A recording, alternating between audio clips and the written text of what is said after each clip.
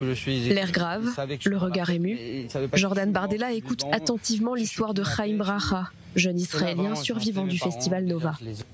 Ici, le 7 octobre, 364 Israéliens ont été tués, 44 ont été kidnappés et emmenés dans la bande de Gaza. En tout, moi j'ai perdu 6 copains, 4 dans l'armée et 2 très bonnes copines à moi dans la fête. Parti vraiment pour s'amuser et pour passer un bon moment et on s'est retrouvés dans un champ de mort.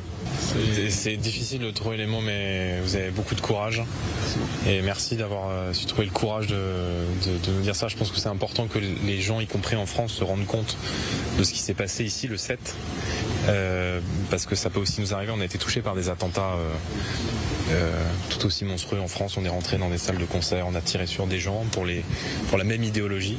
En bruit de fond, les tirs d'artillerie et les bombardements de Tsahal dans Gaza. Là, ce qu'on entend, c'est l'opération. C'est la première étape du séjour de 2 jours en Israël du président du Rassemblement national. Une visite des lieux directement touchés le 7 octobre. Jordan Bardella a répondu à l'invitation du ministre israélien de la diaspora.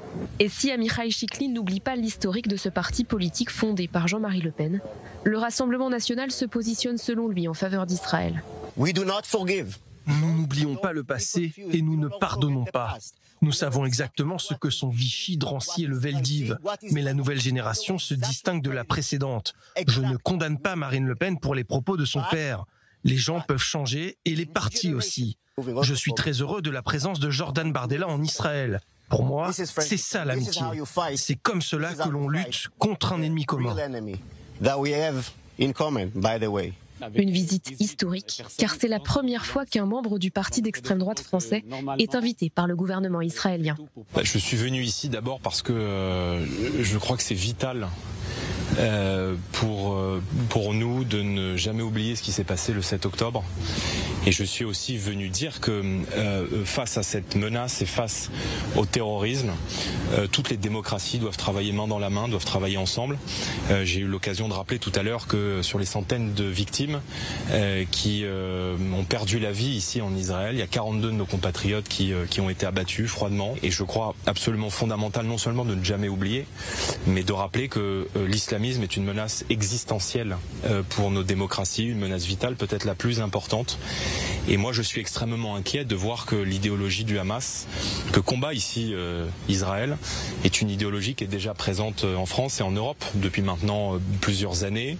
Direction ensuite la ville de Sderot, où Jordan Bardella visionne le film des massacres constitués par Tsahal. Autre lieu durement touché le 7 octobre, Netiva Asara. Les terroristes du Hamas ont tué ici une dizaine de personnes, parmi elles le mari et le fils de Sabine Tassa. Il me jette 2 grenades. Une grenade sur le toit et la deuxième, il ouvre l'armoire et une deuxième grenade dans l'armoire. Une visite controversée et vivement critiquée en France, mais pour Jordan Bardella, ses positions sont claires. Moi, j'ai toujours été extrêmement clair sur le rapport de notre mouvement à la mémoire, le rapport de notre mouvement à la Seconde Guerre mondiale. Moi, je considère que le régime de Vichy fait partie des heures sombres de l'histoire française, mais que l'honneur et la dignité de la France se trouvaient à Londres, aux côtés du général de Gaulle. C'est dans cette lecture historique que j'inscris mon engagement politique. L'antisémitisme est une cause qui dépasse les frontières françaises, et je m'inquiète, moi, de voir cette recrudescence d'un antisémitisme d'atmosphère en France et en Europe. Je pense et je crois très sincèrement que nos compatriotes de confession juive, au-delà des propos extrêmement politiques qui sont tenus par des organisations associatives françaises, connaissent la sincérité de notre engagement. Autre symbole fort et peut-être la preuve que le Rassemblement national souhaite tourner la page de son passé, Jordan Bardella va se rendre au mémorial Yad Vashem à Jérusalem. Le devoir de mémoire, il est essentiel. Voilà, le devoir de conscience, le devoir de mémoire à l'égard des périodes les plus sombres et les plus douloureuse de l'humanité, il est absolument vital et donc c'est la raison pour laquelle je me rendrai en fin de journée au mémorial de la Shoah ici en Israël. Jordan Bardella s'exprimera demain à Jérusalem dans une conférence contre l'antisémitisme organisée par le ministère de la Diaspora. L'occasion pour lui de rappeler la position de son parti, qui se veut être un bouclier pour la communauté juive de France.